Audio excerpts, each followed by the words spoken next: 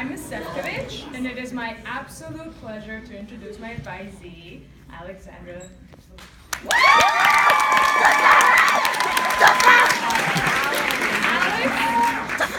Alex is a Berkeley Carroll lifer, starting at BC in Ms. Curduck's and Ms. Weiss's kindergarten class. You might know Alex from upper school orchestra, ceramics, or as the one with the loud and contagious laugh. Alex is the founder and CEO of Fudgy's Bakery, an online bakery which has single-handedly kept the edible glitter industry in business. If you're interested in the if you are in the market for some rich and colorful goodies, and believe me, they are colorful, you might want to talk to Alex before she graduates.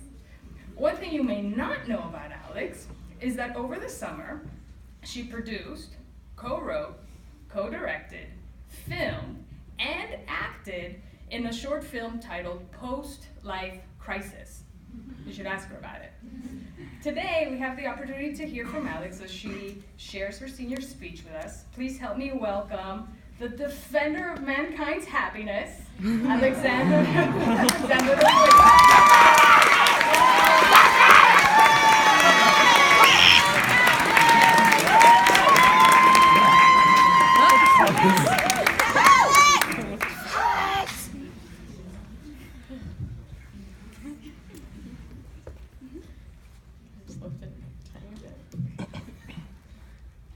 I believe in ghosts. I have believed in ghosts for as long as I can remember. I've seen them. I believe that when you die, you become a ghost until you complete your unfinished business. I don't really know what unsaid finished business is because it varies from person to person. I believe evil ghosts are around for a lot longer because they either have too much unfinished business or they're too busy haunting to complete their unfinished business. I also believe that ghosts are in a different realm than us, so they can never physically hurt you. The only ways they can cross realms is when they are summoned or when someone uses a Ouija board incorrectly. I believe ghosts are attached to either a place or an object unless they've crossed realms, in which case they can become attached to a person. Lastly, I believe animals are able to sense supernatural activity, and I can too. The last time I saw a ghost was the summer between sophomore and junior year. It was the night before my cousin Zoe's bat mitzvah in Atlanta, Georgia. My cousin Camden and I decided to go for a walk outside. It was dark out, and the only light came from a single street lamp. There were no cars driving around and no people either. We were both going into junior year, so naturally, we started talking about our classes. I told him all about American Studies, and he told me he was taking 4 AP classes. Suddenly, we saw a large, dark, shadowy figure move swiftly behind a bush. We both froze in our tracks. "Did you see that?" I said. "The dark, shadowy figure," he replied. "With the glowing eyes," I said. We both ran across the street away from the bush. Just to be clear, when I'm talking about this bush, I'm not talking about a tiny rectangle shrub that's 2 feet tall. This was like a tree bush. It was very tall and very wide. Now that we've safely gotten to the other side of the street, we decided to walk up the block to see behind the tree bush from the other side of the street. There was nothing there. Now, I've told this story many times to family members, friends, and even our Uber driver the next day, who had informed me that he had seen an alien. But that's another story for another day. Not many people believe me. They tell me it was an animal or a car or a person that we couldn't see that was casting a shadow. But let me tell you, shadows don't float. And this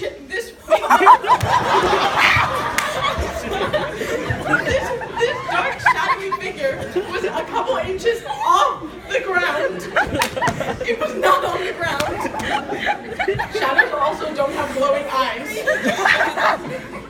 It turns out Atlanta's really haunted. If you don't believe me, look it up. This was not my only encounter with a ghost. A little while before this happened, I went over to my cousin Nick and Vicky's house. They were giving us the tour of their house, which ended in the garden. And in order to get to the garden, you have to walk through the dark basement. While we were standing in the garden, my cousin started a conversation I found boring, so I decided to walk back upstairs. In the basement, there was this little divider wall that had a window built into it, and as I was walking through the basement towards the stairs, I saw a dark, shadowy figure zoom past the little window. Froze in my tracks, probably said "nope" out loud, and turned around to walk back to the garden because I would rather stand through a boring conversation than be alone in the house with a ghost. A little later in the evening, I informed Vicky of what I had seen, and she let me know that her sister had sensed a supernatural presence as well. So, naturally, Vicky, my mom, and I decided to pull out the Ouija board. Yes. Those of you who have used a Ouija board with me know I'm extremely strict about sticking to the rules. Don't use it alone. Don't take your fingers off the planchette until you properly say goodbye. This is a planchette. This room is possessed. Don't ask the spirit to give you a sign, and never let the planchette count up or down the numbers. I told Vicky and my mom these rules, but I accidentally skipped a couple. One very important rule that I forgot to mention was the one about not letting the ghost count up or down the numbers. While the three of us were deciding what question to ask next, the planchette started moving to 1, 2, 3. I freaked out. I said goodbye and I moved the planchette off the board. If the ghost had finished counting, it would have been able to cross realms and haunt one of us. With my luck, it probably would have been me. These were two of my main ghost encounters, but I've had others. Like when there was a ghost watching me do my homework, when I was purposely singing terribly alone in my house, and I was shushed by a ghost.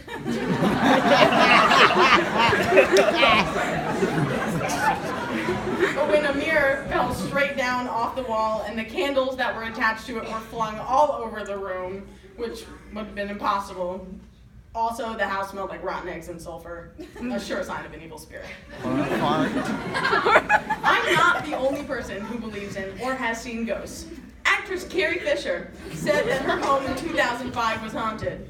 She said, quote, "Lights would go on and off. I had this toy machine that when you touched it, it would curse, and it would go off in the night by itself in my closet," end quote. Other people who have ghost encounters include celebrities such as Emma Stone, Ariana Grande, and Keanu Reeves. At this point, you either believe me or you think I'm insane. But am I crazy because you haven't seen a dark, shadowy figure, or have you just not seen one yet? Maybe you've had an experience with the supernatural, and maybe you haven't.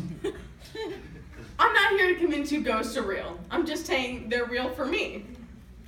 When a person believes something, don't shut them down or call them crazy. Instead, ask them a question. You might learn something new or have your eyes open to something you never knew about. And whether you walk away believing or not, please don't break the rules of the Ouija board.